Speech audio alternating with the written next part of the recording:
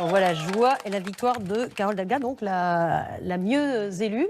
Carole Delga, qui n'était donc pas soutenue, mais vous dites que c'est elle qui a refusé effectivement son aide. Il y a eu quand même des petits, comme il y a eu en Nouvelle-Aquitaine aussi, ça n'a pas marché. Bretagne. Des gens qui travaillent ensemble et qui n'arrivent pas à s'allier au moment des élections. Ben oui, parce qu'il faut juste respecter le résultat des élections, en fait. Quand on est devant et qu'on se dit, en fait, j'ai pas besoin de vous, donc vous pouvez venir, mais avec moitié moins que ce que vous donne le scrutin, déjà qu'il n'y a pas beaucoup de votants, si on peut les respecter, c'est mieux. Najat Vallaud-Belkacem, on entend bien depuis 10, 12, 13 minutes quand même que même à gauche, aujourd'hui, il y a quelque chose qui est, et on en parlera également à droite, une cristallisation de tension potentielle, et il va falloir régler ça assez vite ou pas ?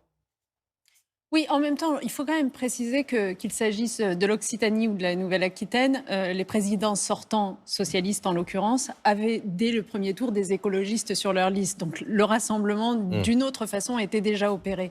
Bon, après, je veux dire, c'est la vie voyez, d'une campagne politique, on le sait, c'est toujours compliqué, c'est toujours source de tension. Mais je pense qu'il y a un message à retenir ce soir, c'est que nous sommes en dynamique grâce à ce rassemblement de la gauche. Si on reprend, comme le faisait Christian Jacob tout à l'heure, les chiffres des présidentielles, des européennes et puis des régionales, on voit qu'on est passé grosso modo la gauche rassemblée, enfin en tout cas socialiste et écologiste, de 6,5 à quoi 25% pour les européennes et là à autour de 35%. Donc il y a une dynamique, on parlera il y a une dynamique qui est positive et c'est là-dessus qu'il faut construire. Parce que Brice Teinturier, je crois, a de premiers chiffres sur l'Île-de-France, donc enfin premières estimations, ipsos sopra steria, Brice. Oui, une de toutes premières tendances et qui permet de dire que Valérie Pécresse devrait finir entre 43 et 45% des suffrages, donc être réélue de manière éclatante. Je rappelle qu'elle était dans le cadre d'une quadrangulaire et non pas d'une triangulaire ou d'un duel. Et donc, on devrait avoir entre 43 et 45% pour Valérie Pécresse. On va évidemment affiner ce résultat dans les minutes qui viennent. Merci Brice. Je reviens vers vous, Manon Aubry, puisque de tout à l'heure, Najat Vallaud-Belkacem parlait de cette alliance écologiste rose. Elle a un petit peu oublié LFI. Il faut dire que LFI fait beaucoup parler. Il y a quand même des socialistes qui ont appelé justement à ne pas voter pour l'Union de la gauche à Paris, en Île-de-France. Ça vous a choqué ? Oui, vous voyez qu'on est quand même dans un contexte de démobilisation politique, dans un contexte où des élections manifestement ne parlent plus aux gens, parce qu'on pouvait s'attendre à un sursaut politique entre la semaine dernière et cette semaine. La vérité, c'est qu'il n'a pas eu lieu. Bon, je mets de côté l'incapacité du gouvernement à organiser des élections, distribuer les professions de foi. Comme quoi, quand on privatise, les choses en main et comme quoi, quand on privatise, on en voit les conséquences et le service public est quand même utile. Mais pour répondre à votre question, à la fin, ce qu'il se passe, c'est que si on demande aux gens pourquoi ils doivent aller voter, si on leur pose la question, et je prends à témoin ceux qui nous regardent, c'est pour changer le quotidien. Comment se nourrir, comment se loger, comment garder son emploi, comment s'occuper de ses aînés, bref, des choses du quotidien. Et non, à la place, on fait des procès en ennemis de la République, en islamo-gauchisme, on engueule presque les électeurs qui vont pas voter, on les moralise. Franchement, moi, c'est pas ma conception de faire de la politique. Vous dites on stigmatise, mais là, on parle de personnalités socialistes. Et je pense qu'ils ont une responsabilité majeure. Manuel Valls. Oui, mais de toute façon, qui peut croire encore aujourd'hui qu'ils étaient dans le camp de la gauche ? En tout cas, certainement pas moi. Ben non, quand je vois à quel point aujourd'hui il a déserté notre camp politique au sens large. Et puis, je le regrette, d'autres qui se disent de gauche, comme Carole Delga en Occitanie, ça a été dit, ont jeté en pâture d'autres formations à gauche. Ça a été le cas aussi en Provence-Alpes-Côte d'Azur. En vrai, ce qu'il faut retenir de cette élection, pour être honnête, on a le taux d'abstention le plus fort de la Ve République. Une démocratie sans électeurs n'est plus une démocratie. Et là, de votre discours, on retient que ce n'est pas fait, l'Union de la gauche. Soit on est capable, y compris avec d'autres à gauche, mais de répondre aux enjeux du quotidien des gens, de comment on se lève le matin et comment on paye ses fins de mois, et avec ça, une réforme institutionnelle en profondeur, soit la démocratie va à sa perte. Alors, et franchement, réconciliable ou irréconciliable, on en arrive à une forme de suffrage censitaire quand il n'y a que les classes les plus favorisées qui participent à des élections. On va avoir l'occasion d'y revenir. On va prendre la direction de l'Île-de-France. On va retrouver Valérie Astruc. Bonsoir Valérie, vous êtes au siège au QG de Valérie Pécresse qui a donc remporté ce scrutin ce soir. Et oui, elle améliore son score par rapport au premier tour, puisqu'elle oscille entre 43 et 45%, loin devant Julien Bayou, son adversaire de la gauche réunie. C'est une victoire, effectivement, son entourage le souligne, éclatante, parce que c'était la région la plus considérée comme la plus macroniste de France. C'était aussi une région historiquement à gauche. Valérie Pécresse qui devrait ne pas tarder à prendre la parole. Elle devrait adresser évidemment un message national, faire un pas de plus vers la présidentielle afin de ne pas laisser le terrain libre à ses rivaux de droite, Xavier Bertrand et Laurent Wauquiez, tous deux aussi réélus présidents dans leur région. Merci Valérie Estruc. Je précise que nous avons été rejoints sur le plateau par Aurore Berger, députée des Yvelines LREM. Jordan Bardella viendra tout à l'heure, mais elle a fait 11,8%. C'est une immense défaite, non ? Non, je ne crois pas, parce que l'Île-de-France est une de nos zones qui n'est pas une de nos zones de force. Rappelez-moi le score de son prédécesseur. 14% de mémoire. Bon. De son prédécesseur Oui, en Île-de-France, non. Oui, non, 24, non, pas du vous tout, n'avez pas le même chiffre. Non, pas du tout. Non. 14% en Île-de-France aux dernières élections régionales. Oui. La région Île-de-France est plus difficile pour nous électoralement, donc il n'y a pas d'échec personnel de Jordan Bardella. Mais encore une fois, je vois les uns et les autres, de droite ou de gauche, se réjouir de la réélection des sortants. Voilà. Mais en réalité, on voit bien que le problème central, c'est l'effondrement de la démocratie. On ne peut pas le passer sous silence. Alors, tout le monde s'en accommode. On dit un petit mot pour pas donner le sentiment d'être aveugle sur le sujet, mais ça mériterait en réalité de consacrer l'essentiel de nos débats à ça. Je vous interromps parce que Renaud Muselier va prendre la parole. C'est le grand vainqueur en région Provence-Alpes-Côte d'Azur, puisqu'il a battu Thierry Mariani, le candidat du Rassemblement national. Et on va tout de suite à Marseille. A démenti tous les sondages et de jouer tous les pronostics. Ce soir, j'ai gagné et nous avons gagné. J'ai toujours dit une chose très simple. Si nous perdons, j'en prendrai l'entière responsabilité. Et si nous gagnons, ce sera une victoire collective. Je veux donc remercier tous les électeurs qui ont choisi de donner leur voix à ma liste, notre région d'abord. Cette victoire, c'est la victoire de toutes celles et de tous ceux qui sont allés voter aujourd'hui, souvent au-delà de la différence. Sérieux problème de son avec Renaud Muselier en direct de Marseille. On essaie d'arranger la liaison, mais apparemment, on a un gros problème. Votre prédécesseur, Aurore Berger, Gabriel Attal, disait que c'était quasiment votre candidat, hein. Pas plus que celui de la droite, puisque c'est vous qui l'avez le mieux soutenu. C'est ce que disait tout à l'heure Gabriel Attal. C'est qu'on l'a soutenu de manière très claire, franche, sans aucune concession. Et je crois que c'est important de le faire. C'est-à-dire, moi, je me réjouis en tout cas que le RN n'ait gagné aucune région ce soir, alors qu'on nous prédisait qu'il en gagnerait 1, 2, 3 ou 4, qu'on nous disait que c'était presque fait en PACA, que Thierry Mariani devait aller l'emporter. Et face à ça, on a fait un choix très clair. On va écouter donc votre candidat. A été aussi émouvant que décisif dans cette bataille. Bien sûr, mon ami le président Nicolas Sarkozy, qui m'a témoigné une nouvelle fois son amitié et sa fraternité. Je remercie Yann Arthus Bertrand, qui n'a pas hésité, Yannick Jadot, qui a eu des mots très clairs, mais aussi la totalité des députés européens, de toutes les familles politiques, hors extrême droite, qui ont appelé à voter pour notre liste. Je remercie les membres de la majorité présidentielle qui ont tendu la main depuis le début de la campagne. Je veux bien sûr remercier ma famille politique, LR, et particulièrement son président Christian Jacob, qui ne m'a jamais lâché. Merci enfin à la totalité des élus, des parlementaires, des représentants du monde de la culture, du monde économique, de la société civile dans son ensemble, comme de tous les courageux anonymes qui ont répondu à cet appel massif. Depuis le premier jour, c'est la logique du rassemblement qui a animé notre méthode et notre projet. Ah bah décidément, on a un nouveau problème de son. Donc vous avez entendu une partie du discours de Renaud Muselier. On va retrouver Brice, parce que je crois que vous avez des résultats affinés en Île-de-France. Oui, estimation complète Ipsos Soprasteria, donc en Île-de-France, 44,1% pour Valérie Pécresse, 34,6% pour Julien Bayou, 11,8% pour Jordan Bardella et 9,5% pour Laurent Saint-Martin. C'est donc un total gauche qui progresse. C'est donc un total gauche qui est plutôt dans la fourchette haute du bloc de gauche du premier tour. Et à l'inverse, La République En Marche qui est en dessous, qui s'effrite. Et également Jordan Bardella qui est encore en dessous de son score du premier tour. Je vais prendre un exemple concret. Cette union de la gauche qui s'est faite dans ce temps-là, divisée au premier tour, ou en tout cas séparée, et ensuite réunie. C'est votre espoir pour les mois qui viennent. Mais par exemple, à l'intérieur de la France Insoumise, il y avait Clémentine Autain. Et on dit que c'est un élément au sein de la France Insoumise qui finalement était acceptable. C'est-à-dire qu'il y a des gens acceptables du côté de la France insoumise et des gens non acceptables. C'est ce qu'on a entendu en tout cas. C'est ce qu'on a entendu en tout cas. En fait, moi, je ne me pose pas la question dans ces termes-là, pardon. Je me la pose... Certains chez vous, ça pose en tout cas. Je me la pose de la façon suivante. Il y a au sein de toutes nos forces de gauche des gens qui préfèrent faire sécession avec une gauche sociale, écologique, responsable, et puis tous les autres. Et je peux vous dire que parmi tous nos partenaires, en tout cas c'est dont j'ai fait le constat en Auvergne-Rhône-Alpes, que ce soit chez les communistes, que ce soit chez les insoumis, je ne parle même pas des écologistes, c'est évident, il y a des gens qui comprennent bien et qui ont une appétence de plus en plus grande à refaire ce grand bloc donc, central. Donc il y a un socle commun, voilà. Mais est-ce que la personnalité de Jean-Luc Mélenchon est un problème dans ce socle commun? C'est une réponse à laquelle il va falloir un jour répondre. Oui, non, mais enfin, peut-être que Manon Aubry voudra répondre aussi.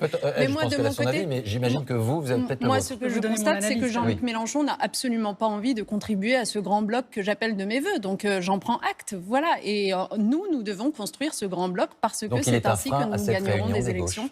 Et surtout, c'est ainsi que nous exercerons des responsabilités. Parce que moi, en fait, tout ça ne m'intéresse que pour la possibilité d'agir au service, pour le coup, de nos concitoyens. Donc, du coup, c'est pour ça que je ne suis pas de cette gauche incantatoire qui se contente de défiler et puis de protester. Moi, je veux qu'on ait les moyens d'exercer des responsabilités.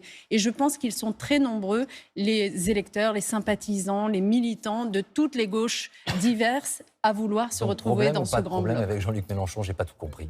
Pour moi, la question ne se pose pas parce qu'il a dit clairement qu'il ne souhaitait pas en faire partie. Donc voilà, vous avez votre réponse. Si je peux me permettre de répondre, d'abord, notez une chose, c'est la France insoumise était quand même le plus grand dénominateur commun à gauche pour ces élections régionales, puisque nous avons fait des alliances avec le Parti socialiste, avec Europe Écologie Les Verts, avec le Parti communiste, avec Génération. Et nous avons tendu la main dès le début de ces élections, il y a plus de 6 mois déjà, pour créer un cadre national, pour y voir plus clair et ensuite se mettre d'accord avec de la clarté sur un projet. Et c'est d'ailleurs ce qui s'est fait en Ile-de-France et je m'en réjouis.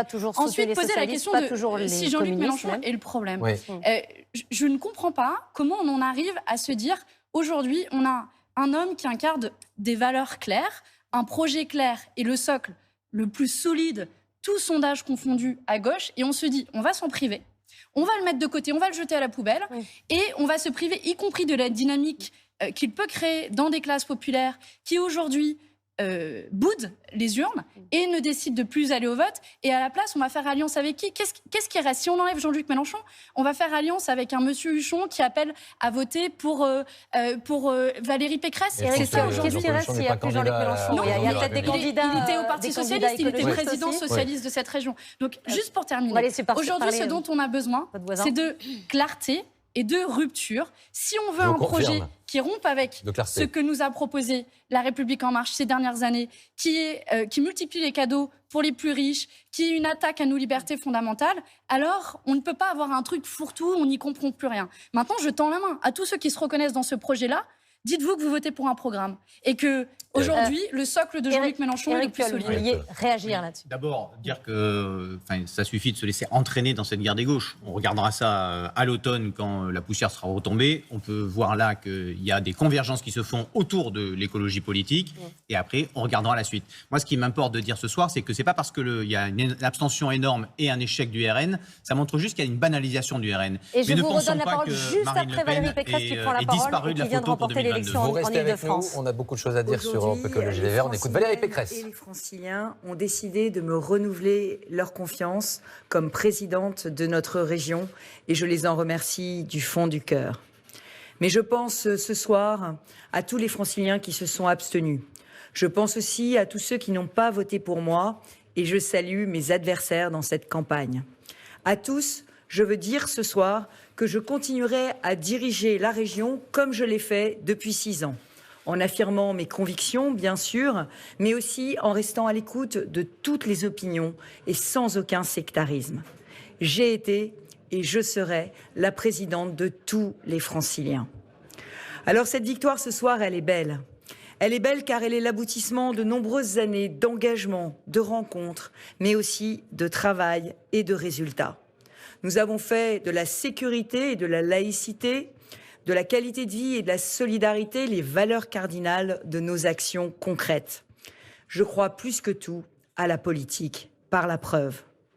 Cette victoire, elle est belle, car dans notre région capitale de 12 millions d'habitants, dynamique, jeune, créative, mais aussi éruptive et fracturée, nous avons relevé le défi de la crédibilité et du rassemblement par-delà les clivages.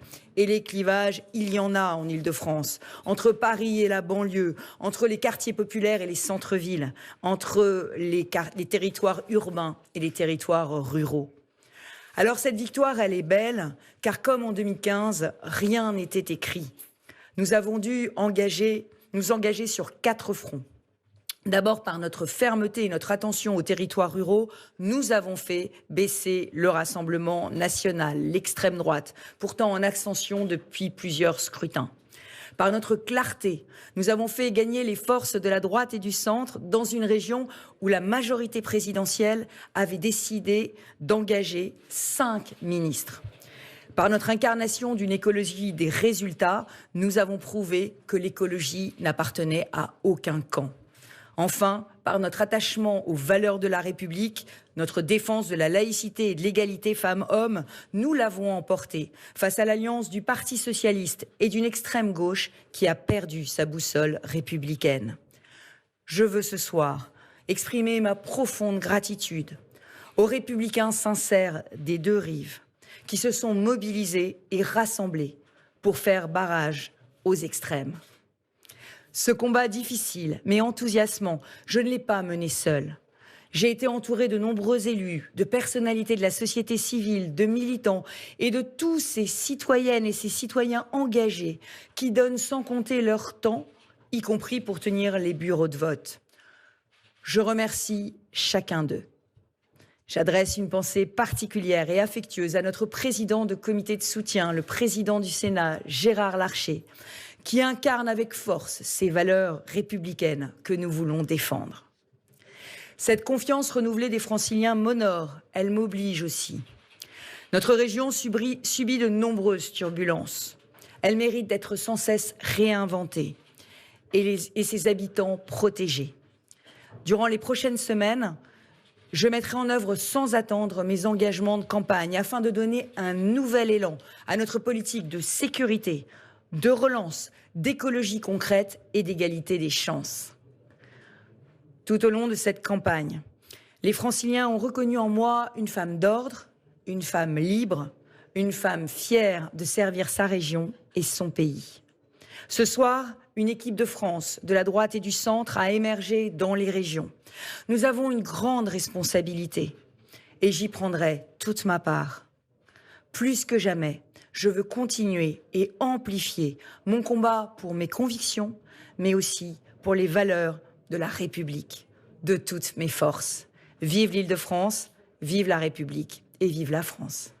La victoire de Valérie Pécresse à 45,1% ce soir en Île-de-France. La gauche arrive à 33,9%, soit à peu près le score du premier tour. On va essayer d'affiner tout cela avec Guillaume Darey et toutes les estimations maintenant.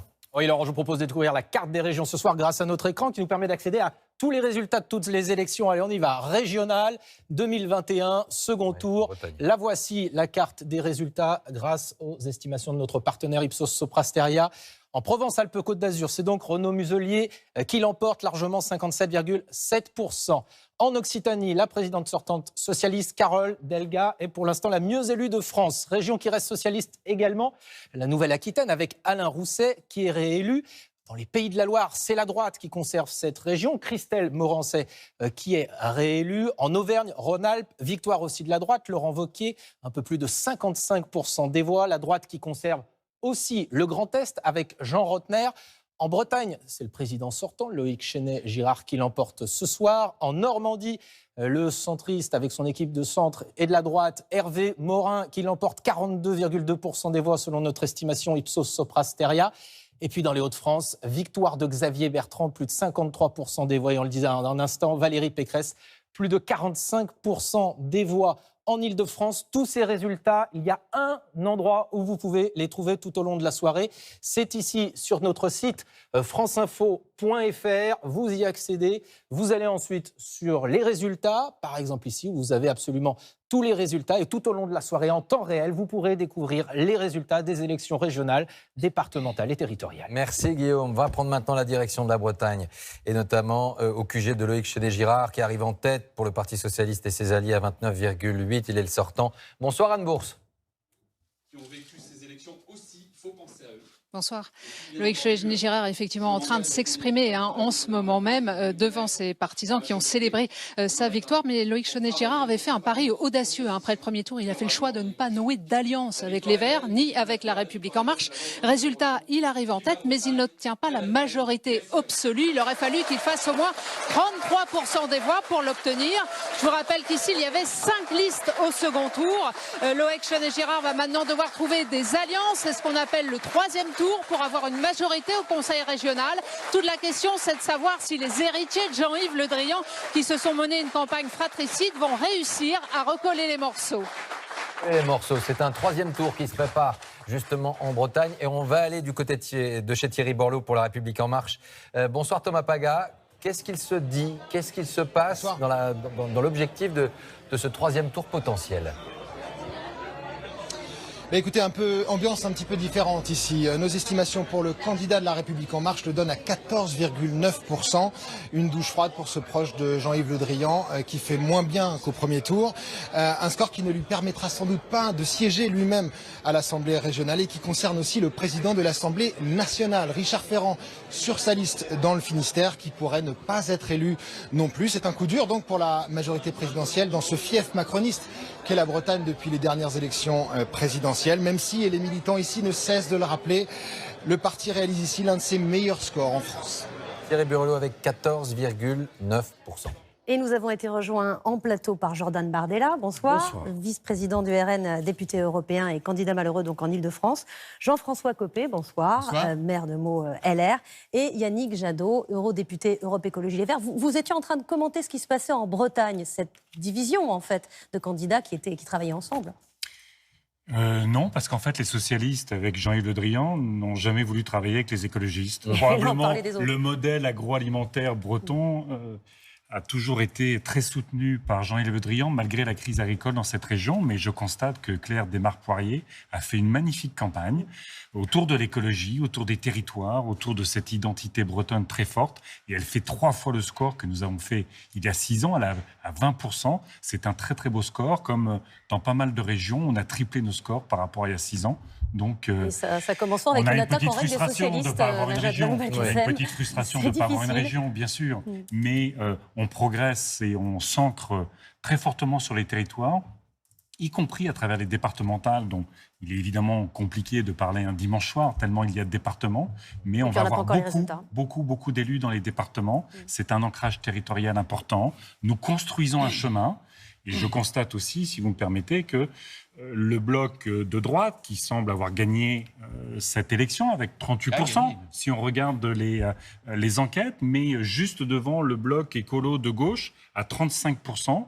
Donc on est en train de construire un chemin qui me paraît un chemin de reconstruction très intéressant et porteur d'espoir. Vous parlez de bloc écolo de gauche. Pardon, juste un petit mot. Bloc, c'est solide un bloc comme ça, et vous dites écolo de gauche. Quand vous mettez, c'est pas de gauche écolo, c'est écolo de gauche. Ça veut dire que vous êtes leader dans ce dynamique-là. Vous, ce soir et après plusieurs élections, vous considérez que le rassemblement il doit se faire autour de vous? Je crois que le rassemblement doit se faire autour de l'écologie. C'est évident. Je veux dire, c'est le levier. C'est l'urgence absolue. Les rapports du GIEC, on va être percuté si on n'agit pas. Toute notre économie, notre modèle social, notre démocratie sera percutée par le dérèglement climatique. À la limite, tout le monde autour de cette table, peut-être, et beaucoup de Français ont pris conscience de l'écologie. Est-ce que l'écologie, elle est forcément incarnée par un parti politique? Elle est incarnée par un mouvement politique, incontestablement, mais je vois que, y compris chez les progressistes, au Parti socialiste comme à la France insoumise, l'écologie devient un levier très fort pour transformer notre société. La santé, les inégalités sociales, la démocratie passent notamment aujourd'hui, je pense, par la matrice de l'écologie. Donc on est en dynamique, tant mieux. Rien n'est construit suffisamment solidement aujourd'hui. Il va falloir travailler. incontestablement convaincre, mais moi je suis heureux des résultats des écologistes ce soir. Jean-François Copé, on a entendu les discours des 3 potentiels candidats à la présidentielle. Alors j'imagine que vous êtes heureux qu'il y ait 3 vainqueurs et 3 personnalités qui puissent... Même un peu plus, d'ailleurs. Même un peu le plus. Grand Est aussi. Oui, enfin, je ne suis pas sûre que Jean Rotner soit candidat à la présidentielle. Ou alors vraiment, ça m'a échappé. Ça m'a échappé, mais c'est le début des problèmes. Vous avez déjà connu ça. Oui, les primaires. Et puis déjà, Xavier Bertrand qui ne veut pas des primaires. Donc c'est pas simple ce qui vous attend. Vous avez tout à fait raison. Vous avez tout à fait raison. Mais faisons les choses dans le bon ordre. D'abord, je me réjouis, moi, de la victoire de mes amis, et à commencer par Valérie Pécresse en Ile-de-France. D'ailleurs, Jean-François Parigi, notre candidat au cantonal à Meaux, a fait 80%. Donc voilà, vous avez des scores à nous donner. Il faut bien qu'on parle aussi des départementales. Yannick Jadot a raison. Oui. Et puis ensuite, il y a une deuxième chose que je voudrais dire, c'est qu'avant même de parler de la droite, et on va en parler bien sûr, il y a quand même une chose. On nous prédit, après sondage, que la finale le soir du premier tour de la présidentielle de 2022, c'est Emmanuel Macron face à Marine Le Pen. 2 partis qui ont quand même pris, à l'occasion de ces régionales, une tôle absolument phénoménale. Et ça vaut peut-être la peine quand même d'insister là-dessus, parce que je vois les efforts surhumains qu'ils font l'un et l'autre pour dire « pas du tout, on ne s'est pas compris, c'est de la faute des gens qui ne sont pas allés voter ». Pour le Front National, c'est une régression considérable. Pour le parti d'Emmanuel Macron, parti présidentiel qui n'arrive même pas à plus de 10% des voix, qui est sorti dans un nombre de régions considérables, dont 5 ministres ont été humiliés dans les Hauts-de-France, c'est un désaveu. Et la semaine qui vient ne peut pas être une semaine où Emmanuel Macron va continuer de dire qu'il s'en fiche. Alors qu'est-ce qui va se passer ? Vous avez des informations, Aurore Berger ? Qu'est-ce qu'il va dire Emmanuel Macron parce que ça me paraît quand même valoir la peine de mettre un tout petit peu les pieds dans le plat. Une telle débâcle nécessite que le président de la République nous dise autre chose que simplement « je m'en fiche et je continue d'être génial ». Alors justement, on va aller voir Jean-Baptiste Marteau qui se trouve devant l'Élysée. Il n'y a pas eu la moindre réaction du président à l'issue du premier tour et il a même fêté la musique le lendemain de ce premier tour. Mais on sait qu'il entend bien tirer des leçons de ce scrutin. Rapidement, il l'a dit à ses ministres, Jean-Baptiste. Oui, en effet, Anne-Sophie, mais je peux vous dire que selon les conseillers de l'exécutif que nous avons pu voir et à qui nous avons pu parler ce soir, eh bien, il n'y a pas de grand changement à attendre. Il n'y a pas d'enseignement national à tirer de cette élection locale, répète-t-on au sein de l'exécutif. Et je peux vous dire qu'il n'y aura pas de remaniement à attendre. C'est ce que précisent plusieurs sources sérieuses au sein de l'exécutif dans l'entourage d'Emmanuel Macron. Uniquement des ajustements peut-être techniques et limités, dit-on, c'est-à-dire pas de changement de Premier ministre en gros. Et on veut accélérer vraiment sur l'économie, nous dit-on. L'économie et le social et le sanitaire, ce sont vraiment les domaines sur lesquels, dit l'Élysée, nous sommes présents et il n'y a donc pas besoin de changer de gouvernement. Donc dès demain, Emmanuel Macron, il sera sur le terrain à Douai, aux côtés d'un certain Xavier Bertrand, réélu président de la région des Hauts-de-France et potentiel rival pour 2022. Il va visiter une usine de fabrication de batteries électriques. L'économie, ce sera vraiment le thème de cette semaine. Quant à une possible prise de parole du président, eh bien là aussi, rien à attendre. Il ne parlera que s'il a des annonces à faire, dit-on à l'Élysée. Pour l'instant, ce n'est pas prévu. Il ne veut pas être dans le commentaire, dit son entourage. Donc vous voyez, pas beaucoup de changements et de réactions fortes à attendre de la part du président de la République après ces régionales. Affaire à suivre. Brice, quel enseignement justement du côté de l'exécutif ? On a entendu parler d'un éventuel remaniement. Je ne suis pas certain que ce soit la préoccupation principale des Français. Non, vous avez raison, c'est une élection, on l'a vu, qui les a peu intéressés. Et pour le remaniement, quand on leur pose la question, eh bien la réponse majoritaire des Français, c'est 48% qui nous disent « peu m'importe qu'il y ait remaniement ou pas ». Et vient ensuite 21% de la population qui souhaiterait un remaniement de grande ampleur, incluant le Premier ministre, mais 20%, donc un chiffre quasi équivalent, qui souhaitent qu'on ne remanie pas et qu'on conserve également Jean Castex, et puis 11% pour un remaniement limité. En réalité, le chef de l'État a les mains relativement libres, au moins en termes d'opinion. S'il ne souhaite pas remanier en profondeur et juste ajuster, c'est bien ce qui est en phase avec l'esprit des Français ce soir. Pas d'attente majeure pour un remaniement de grande ampleur. Merci Brice. Guillaume, vous revenez maintenant sur 2 des faits marquants de ces élections. La prime au sortant, sans doute liée à la forte abstention, et la contre-performance du RN. On va y revenir également avec Jordan Bardella. Oui, le Rassemblement national qui n'obtient aucune région ce soir, mais c'est vrai que c'est intéressant de prendre un peu de recul pour voir si les scores obtenus par le Rassemblement national ce soir sont meilleurs ou moins bons qu'il y a 6 ans. Alors on commence évidemment par cette région, le Rassemblement national porté par Thierry Mariani en Provence-Alpes-Côte d'Azur. Ce soir, Thierry Mariani, d'après nos estimations, obtient 42% des suffrages. Il y a 6 ans, c'était Marion Maréchal-Le Pen. Elle avait obtenu 45,2% des suffrages. C'est donc 3 points de moins pour le Rassemblement national dans cette région. À quelques kilomètres de là, on va aller en Occitanie. Regardez, l'Occitanie, ce soir, et lors de ces élections, qui étaient portées par Jean-Paul Garot avec le Rassemblement national. Jean-Paul Garot, il obtient, d'après nos estimations, ce soir, 24% des voix. Il y a 6 ans, c'était Louis Alliot qui était candidat. Il avait fait 10 points de plus. Donc là aussi, il y a une vraie baisse du Rassemblement national au second tour dans cette région. Une région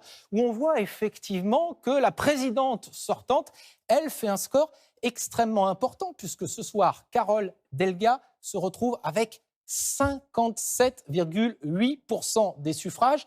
Il y a 6 ans, elle avait recueilli 45%. Elle fait 12 points de plus ce soir, Carole Delga, dans la même configuration au second tour. Et justement, on va partir sur place à Toulouse, retrouver Béatrice Gelot. Bonsoir Béatrice, vous étiez avec Carole Delga il y a tout juste quelques minutes avec nous sur France 2.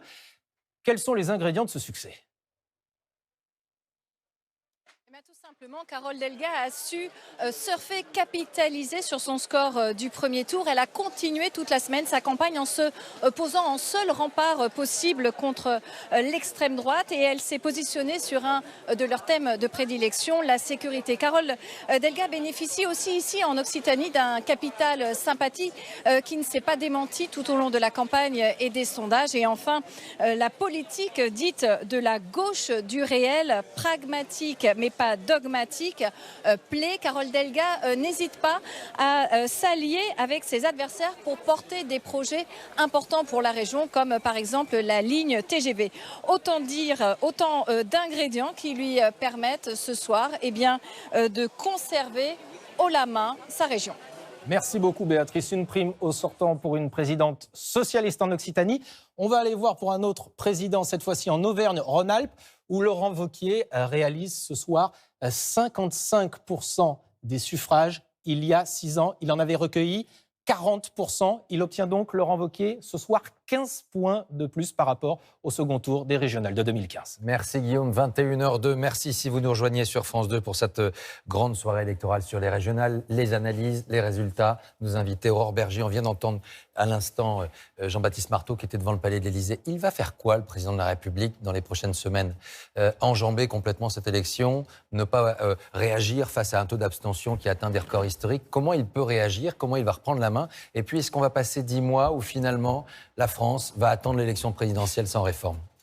Alors déjà, je crois que comme le sondage, pour le coup, l'indiquait, les Français ont peu grand-chose à faire de savoir s'il y aura un remaniement ou pas. Je pense que d'ailleurs, ça ne les intéresse pas plus de savoir s'il y aura une primaire à droite ou s'il y aura une union de la gauche. Je crois que ce n'est pas tout à fait ça qu'ils nous ont dit ce soir. Ils nous ont dit plutôt un grand désintérêt pour la vie politique et démocratique avant de savoir si nous-mêmes, on y avait un intérêt quelconque. C'est-à-dire, là, on parle beaucoup de nous. Quand on parle remaniement, primaire de la gauche ou primaire de la droite, on ne parle que de nous-mêmes. Bah non, en l'occurrence, je vous ai beaucoup écouté.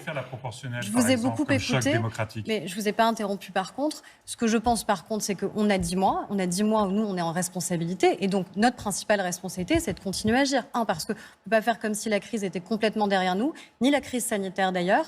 Et il faut continuer, ne serait-ce qu'à inciter à la vaccination. Agir et à réagir, un peut-être, tout petit sujet aussi. C'est pour ça, on se pose la question. Mais réagir, je pense que ce n'est pas réagir sur de la politique politicienne pour savoir s'il y a du remaniement ou de la primaire, mais c'est surtout réagir en continuant à travailler. C'est ça le vrai sujet. Quand vous voyez que le Rassemblement national, finalement, alors qu'encore une fois, on nous prédisait une victoire qui était quasiment, qui leur tendait les bras, tendait les mains, c'était écrit. Et bien que le Rassemblement national baisse, que le Rassemblement national ne gagne aucune région. C'est peut-être aussi... Si en PACA, on l'a fait, beaucoup plus franchement d'ailleurs. Val-de-Loire. Est-ce qu'on peut le préciser ? Ça, à un moment donné, il faut parler franc. Vous avez fait barrage au Rassemblement national Oui, on a fait barrage au Rassemblement national. En PACA, on a fait un choix de rassemblement dès le premier tour. Parce que du coup, c'était les Républicains qui étaient susceptibles de gagner. S'il fallait rester ou pas dans cette région. Où la gauche était susceptible de gagner, Madame Berger. Vous vous rendez compte de ça ? Là où la gauche était susceptible de gagner, le Rassemblement national, c'est clair aux yeux de tout le monde maintenant. Non, attendez, il n'y a pas eu de front républicain en Bourgogne-Franche-Comté. Non, le front républicain, on a toujours été extrêmement clair. S'il y a bien un parti qui, lui, n'a jamais eu la moindre hésitation sur le front républicain qu'il fallait faire, c'est bien le nôtre. On s'est désisté là où c'était nécessaire. On a fait le choix du rassemblement en PACA dès le premier tour. Et en Bourgogne-Franche-Comté, la présidence sortante fait 43% des suffrages et le Rassemblement national 24%. Il était où le danger du Rassemblement national? Le Rassemblement national, on va donner la parole à Jordan Bardella. Avec moins de 10% dans la plupart des régions, vous ne pouvez pas revendiquer d'avoir fait baisser le Rassemblement national. Ce sont clairement les autres forces politiques qui ont fait baisser, qui se sont battues sur le terrain. On va parler d'ailleurs la droite, on n'en parle pas du tout. On va parler de l'échec. Rappeler que finalement la démonstration de ce soir, c'est que la seule force politique qui fait baisser l'extrême droite, c'est la droite. Et je pense que c'est une vraie bénédiction pour l'année qui vient. Est-ce qu'il y a eu un échec peut-être de ces candidats d'une